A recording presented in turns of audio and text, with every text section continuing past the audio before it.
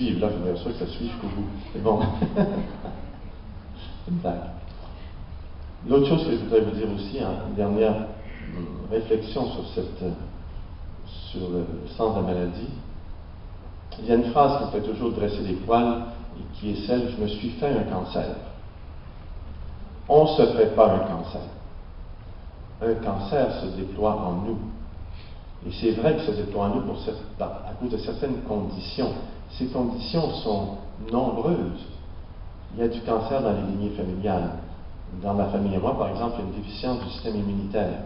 On a tous, donc on est des champions dans la famille, on pourrait être sous études, on est champions de fabricants de maladies auto-immunes, de cancer et tout ça. Mon père est mort du cancer, ma mère a eu un cancer. On a tous des problèmes de maladies auto-immunes. Tous, tout le monde. À cause de cette déficience génétique.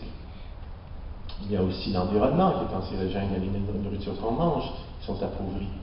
Et s'ajoute à ça, bien sûr, des conditions psychologiques. Nos vies ne sont pas toujours si sereines et si heureuses que combattre la maladie tout à fait naturellement. Donc, toutes ces conditions fabriquent un cancer. Et c'est aussi des conditions qui nous amènent à être nous-mêmes d'une certaine façon, à développer une personnalité qui souvent est à l'écart de qui nous sommes réellement. Un cancer, au fond, est une maladie de division avec soi-même. Identifier ma personnalité à ce que les conditions de l'existence m'ont amené à développer comme blessure, comme peur, comme croyance et tout ça. Je n'ai pas le temps d'élaborer ça ce matin, mais je me suis installé dans une façon d'être, et cette façon d'être s'avère être la recette du malheur. Donc elle devrait être remise en question, c'est parce qu'elle n'est plus assez alignée avec le soi, dirait Jung. Je suis un psychanalyste de formation jungienne, j'étais formé à Zurich. Donc le lien entre le moi et le soi n'est plus assez fort. Et le moi ne répond plus au fond aux forces centrales du soi, aux forces créatrices, essentiellement. Donc, il y a du malheur dans l'être et peu à peu ça va entraîner la maladie. Ça ne sert à rien de se sentir coupable de ce qu'on a. Cependant, la maladie va être un bon lieu de réappropriation de soi-même, de reprise de responsabilité par rapport à soi.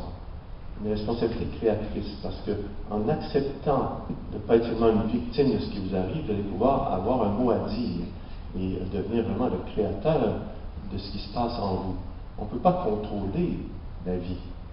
Il y a des typhons, des tremblements de terre, il y a toutes sortes de guerres, il y a toutes sortes de choses comme ça, il y a des maladies, il y a des rhumes, il y a des grippes. On attrape toutes sortes de choses et toutes sortes de choses arrivent. Cependant, ce que vous pouvez apprendre à maîtriser, c'est votre état intérieur, votre réaction intérieure par rapport à tout ça.